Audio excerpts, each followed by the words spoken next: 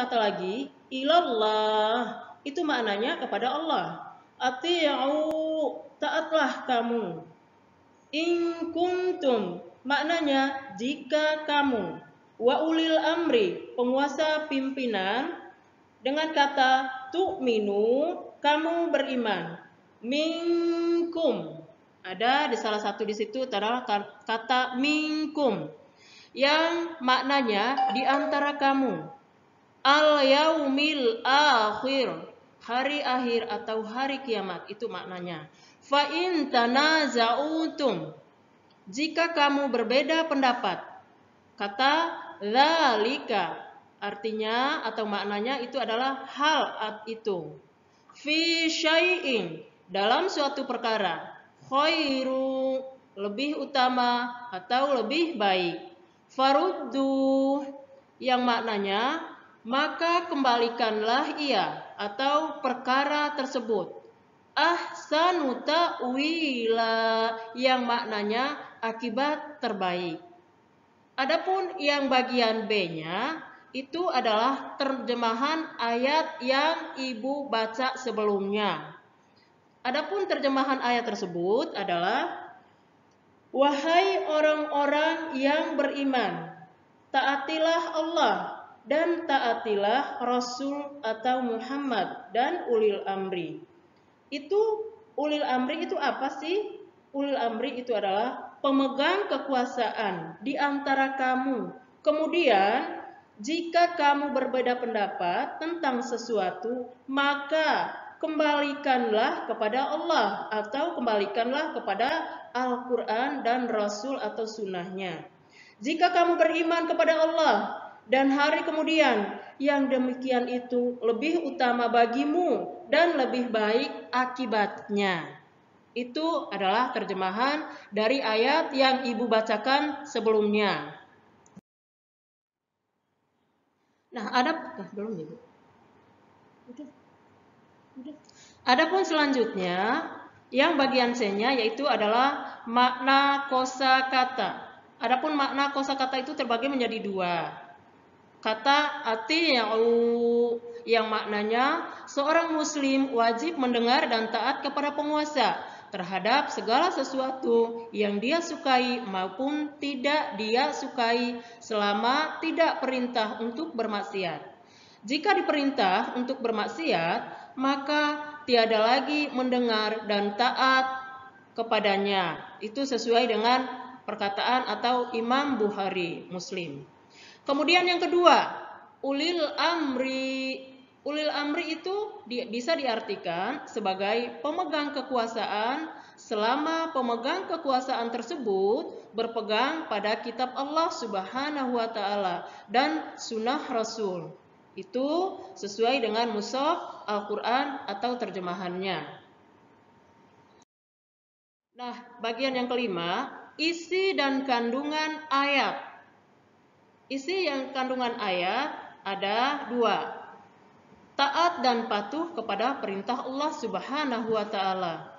Kemudian yang bagian B, menaati tuntunan sesuai dengan tuntunan Rasulullah sallallahu alaihi wasallam, sesuai dengan dalam Al-Qur'an dan Rasulullah yang ditugaskan untuk menjelaskan isi kitab tersebut. Sesuai dengan firman Allah dalam surat An-Nahl ayat 44. Coba kalian dengarkan baik-baik, menyimak baik-baik ayat yang ibu bacakan. A'udzu billahi minasy syaithanir rajim.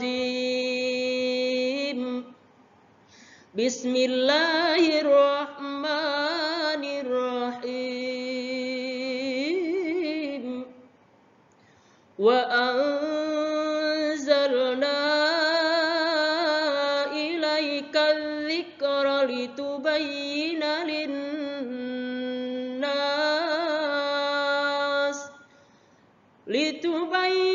linnasi ma nuzzila ilaihim wa la'allahum yatafakkarun.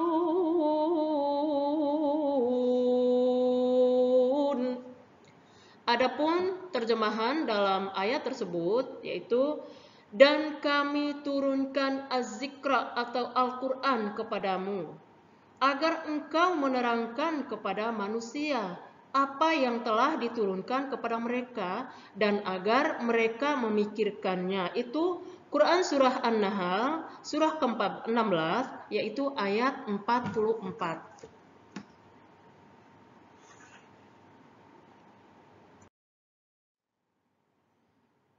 Yang selanjutnya, yang bagian C-nya, mematuhi ketentuan ulil amri. Yang D, kita lanjut langsung dengan yang D. Jika ada masalah yang diperselisihkan dan tidak ada kata sepakat, maka dikembalikan kepada Al-Quran dan hadisnya. Nah, anak-anak, mari kita lanjutkan dengan yang keenam. Adapun yang keenam ini, sikap dan perilaku yang mencerminkan ayat, berarti yang sesuai dengan perilaku, sesuai dengan apa yang ada diajarkan dalam Al-Quran atau ayat. Adapun sikap dan perilaku yang mencerminkan ayat itu ada terbagi menjadi 5. Berusaha mengkaji ayat-ayat untuk mendapatkan pemahaman yang benar tentang hakikat taat kepada Allah Subhanahu wa taala dan Rasulullah sallallahu alaihi wasallam dan ulil amri. Itu yang pertama. Yang kedua, meyakini bahwa setiap perintah pasti mengandung manfaat dan setiap larangannya pasti mengandung mudarat. Mudarat itu apa sih? Bahaya bagi manusia. Kemudian yang berikutnya, berusaha melaksanakan semua perintah Allah Subhanahu wa taala dengan sekuat tenaga, sesuai kemampuan dan menjauhi larangannya. Yang berikutnya, berusaha meneladani semua akhlak Rasulullah sallallahu alaihi wasallam. Yang berikutnya, mematuhi perintah pemerintah. Itu pasti ada kaitannya sesuai dengan Al-Quran dan hadisnya. Oke anak-anak, Ibu akhiri dengan materi mata pelajaran pendidikan agama Islam pada pagi hari ini. Terima kasih banyak karena kalian sudah menyimaknya. Mudah-mudahan dipertemukan kembali dengan minggu depan dengan mata pelajaran pendidikan agama Islam. Wassalamualaikum warahmatullahi wabarakatuh.